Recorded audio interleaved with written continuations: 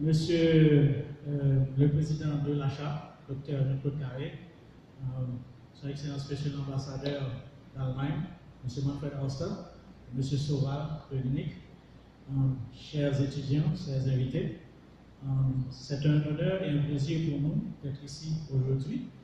Et je suis en train de confirmer que en Kiskeya, et spécialement en M. Sauval, non seulement nous avons un partenaire qui répond à sa fonction, mais dont le cœur déjà nous porte déjà l'un vers l'autre. Et c'est un très honneur pour nous d'offrir un partenariat avec une institution aussi prestigieuse que l'Université Kiskeya. Ceci porte d'abord sur cette exposition dont mes prédécesseurs vous ont parlé, et celle-ci porte sur 4 thèmes, mais nous allons les voir plus tard. Laissez-moi un petit peu vous exposer pourquoi cette exposition a eu lieu. Bon, d'abord, nous sommes une institution haïtiano-allemande, c'est normal que nous parlions de l'Allemagne, mais il y a d'autres raisons. Très souvent, quand on pense à l'Allemagne et à Haïti, on voit deux pays très différents. L'un très avancé, à la pointe de la technologie, de l'économie, l'autre qui avance encore. Pourtant, moi-même, je vois beaucoup de ressemblances entre ces deux pays. D'abord, comme vous aurez l'occasion de le voir, comme vous le savez peut-être, et dans leur hymne national, ces deux pays parlent d'union et de fraternité. Einigkeit und Freiheit, union et liberté. Et comme vous le savez, notre hymne national, notre devise, c'est l'union fait la force. Ensuite, il y a un petit peu d'histoire commune. L'Allemagne a été rasée. Une ville comme Dresde a été complètement rasée après la Seconde Guerre mondiale. Et si vous allez visiter, peut-être que nous aurons une exposition sur la ville, vous allez voir que Dresde n'a pas l'air d'une ville qui a été rasée. Donc c'est pourquoi, en 2010, nous avons été frappés par ce tremblement de terre vraiment terrible. J'ai dit à mes compatriotes, nous pouvons nous relever. Regardez un pays comme l'Allemagne qui a été à genoux, regardez des villes qui ont été complètement rasées. Maintenant, elles ont refait surface et elles sont florissantes. Donc nous pouvons le faire. Un troisième point commun, parmi tant d'autres, l'Allemagne a été sous tutelle pendant 40 ans. J'ai souvent entendu mes compatriotes se plaindre que Haïti est sous tutelle, blablabla. Sans vouloir justifier ce état de choses, je leur ai dit, être sous tutelle n'est pas obligatoirement la fin du monde. Vous avez été enfant, vous avez été sous tutelle, mais vous n'avez pas, votre vie n'a pas pris fin. L'Allemagne a été sous tutelle, a su gérer cet état de choses. Donc nous autres aussi, nous avons été sous tutelle, sous une forme ou une autre, économique, politique. Nous pouvons nous en sortir. Et j'aimerais citer ici un mot de Mme Merkel, Dr. Angela Merkel. Das Geheimnis zum Erfolg ist Mut. Le secret du succès, c'est le courage. Donc il faut avoir la volonté, mais il faut aussi avoir le courage de sortir d'une situation. Donc ne pas seulement se plaindre. Et j'aimerais aussi citer un autre mot de, je crois, Friedrich Hegel, qui a dit que une once d'action vaut toute une théorie. Donc c'est bien de faire des théories, de se plaindre, mais passons un petit peu à l'action. Donc nous autres latino-africains, nous sommes très forts à faire le bavardage, les réunions interminantes. Passons un petit peu à l'action de temps en temps pour faire avancer les choses. Donc cette exposition qui a lieu en partenariat avec pratiquement 50 écoles et universités, et donc la prestigieuse institution unique, est justement dans la ligne que a précisé mon prédécesseur, M. Sauval, de cette rencontre, de cette mise en commun de nos ressources qui devraient profiter à tous. Et comme l'a précisé M. l'ambassadeur, cette mise en commun, cette rencontre ne devrait pas être pour appuyer, renforcer les avantages des plus forts, mais au profit de tous. Donc ceci, c'est pour dire que nous avons des diversités dans pratiquement tous les domaines, religion, race et tout, mais que cette diversité ne soit pas une contrainte à notre développement commun, mais qu'au contraire de cette diversité, nous puisions la force et, je dirais, la dynamique nécessaire à notre avancement. C'est ainsi que les activités de l'achat pour les prochains mois sont centrées autour du motto diversité et intégration.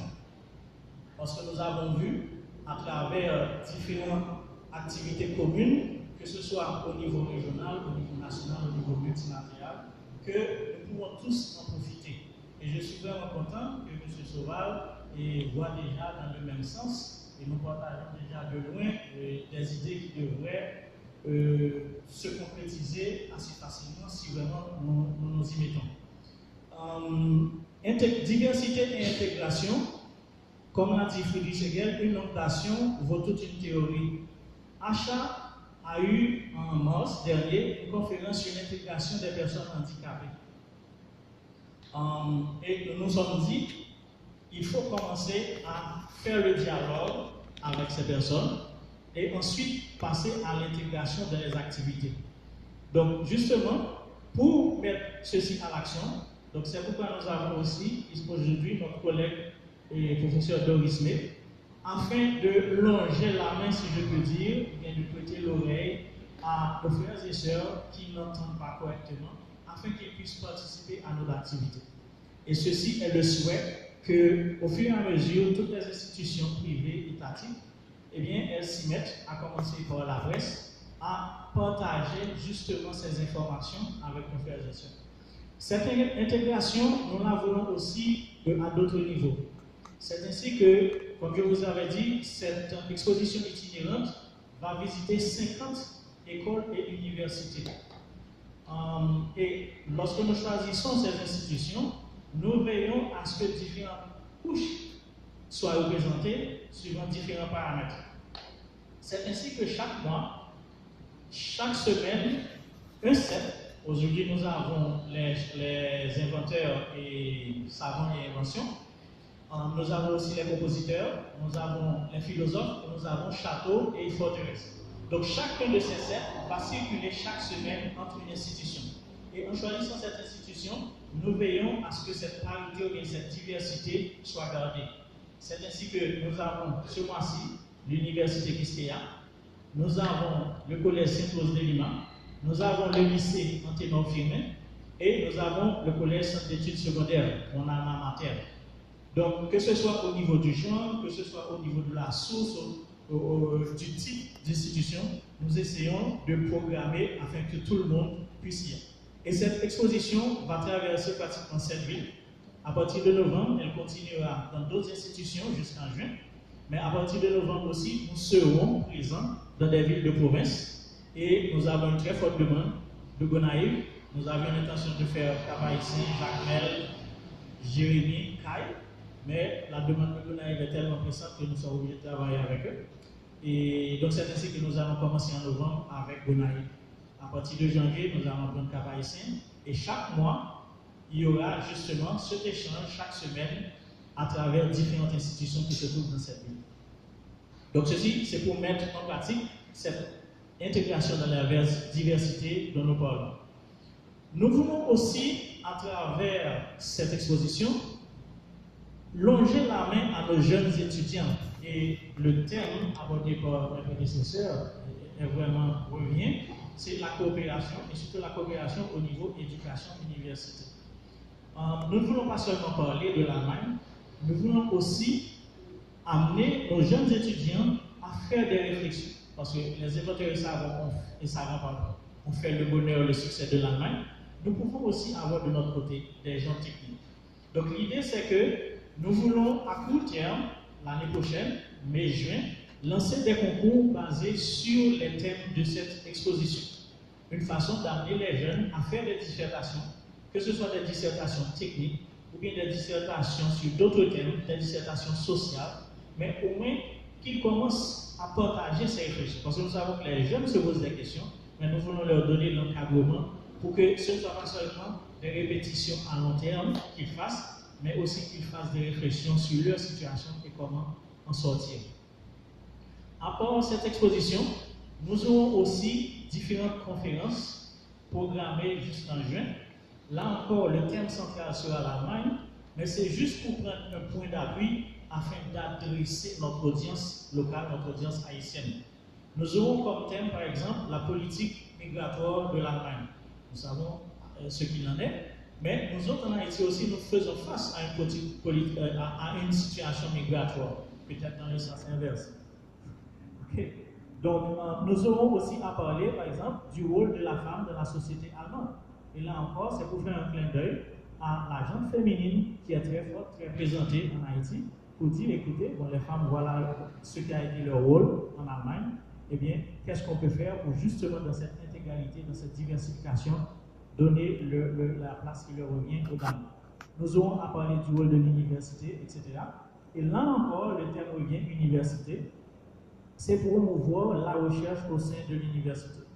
Notre rêve secret, c'est d'établir un fonds, et nous avons même trouvé un nom, ce serait le Leibniz Fund. Leibniz a été un savant extrêmement prolifique. Il a publié pratiquement près de 50 000 lettres. Il a écrit des correspondances à des gens de près de 100 pays, la Chine, l'Europe, etc. Jusqu'à présent, on n'a pas encore fini d'éditer toutes les correspondances et les documents qu'il a écrits. Donc, nous avons déjà le nom, c'est vrai que c'est un peu pressé, mais l'idée, justement, c'est de mettre un fonds en place pour soutenir la recherche. Nous savons à quel point il est difficile pour nos étudiants, même de faire un mémoire. Hein? Donc, il est encore plus difficile de faire des recherches, il faut un laboratoire, il faut des fonds, il faut voyager, etc. Donc, nous aimerions encore, et ceci va dans le sens de cette coopération tripartite, et je pense que nous allons vers de très bonnes choses, et aux autres, et ceci va dans le sens de cette coopération pour que nous puissions mettre à disposition de notre jeunesse les moyens nécessaires pour se former, pour apprendre, afin de prendre en main sa destinée. Donc, je vous remercie beaucoup d'avoir été là. Vous avez laissé toutes vos activités.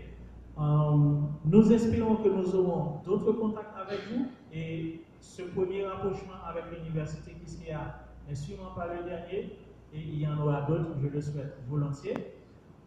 Si vous voulez intervenir sur l'exposition, il y a différents contacts.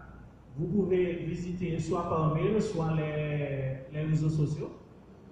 Et afin d'encourager les jeunes et peut-être d'autres personnes à un petit peu s'activer dans la recherche, nous allons mettre sur pied un système où les gens vont pouvoir tester leur connaissance de la main. Si vous regardez en bas à droite, hein, ils font un très beau V à cause de la température, probablement à cause de l'humidité dans la salle. Et bien, si vous prenez le soin de regarder en bas à droite, vous allez voir ce qu'on appelle les QR codes, les codes de Quick Response.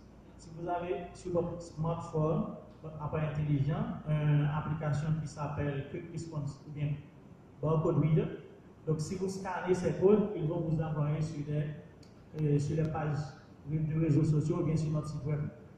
Et si vous allez par exemple sur Facebook et que vous aimez, nous avons publié les différentes photos, tout ce qui a rapport à l'exposition, vous aimez l'exposition, vous la partagez, et que quand vous cliquez sur le bouton de gauche, le code de gauche, il va vous donner l'occasion de remplir un petit formulaire avec votre nom, votre numéro et votre email.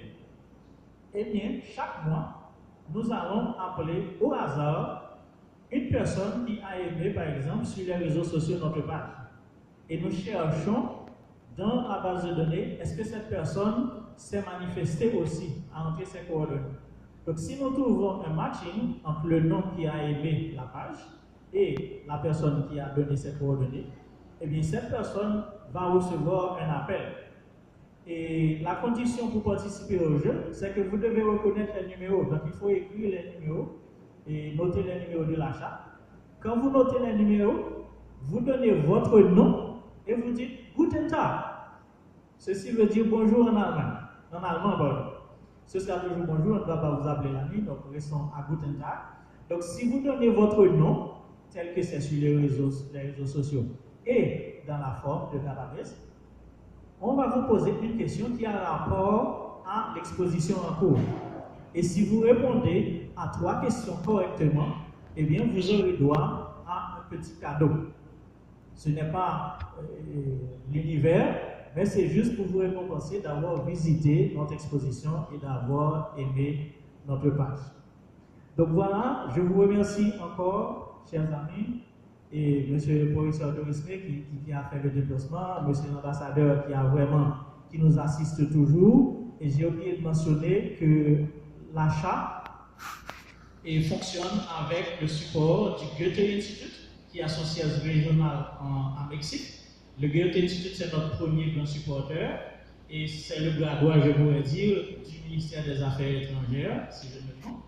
Et nous avons aussi sur place l'ambassade, qui est un partenaire de choix et qui répond toujours à nos demandes. Donc, à travers Goethe Institute, nous recevons des fonds pour non seulement permettre l'enseignement de la langue, mais aussi pour faire des activités, et comme l'a précisé M. l'ambassadeur, qui montrent une image de la vie culturelle en Haïti, en Allemagne. C'est ainsi que nous avons reçu un chef d'orchestre qui a fait un atelier pour près de 36 chefs d'orchestre. Et en mai, nous aurons un groupe allemand qui va venir faire un concert avec l'orchestre Sainte-Trinité. Et ce sera entre le 13 et le 17 juin.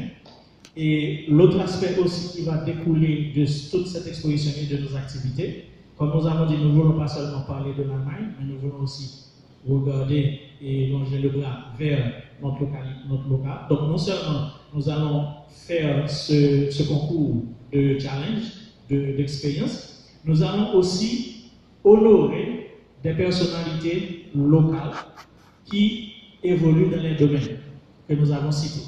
Donc nous allons honorer un chef d'orchestre, un compositeur haïtien, un professeur de sciences naturelles et un professeur de philosophie. Parce que tout le monde reçoit des awards, des académies, mais très souvent, nous oublions ces personnes-là, surtout les professeurs, et justement, nous voulons honorer un professeur de philosophie et un professeur de physique ou bien de mathématiques.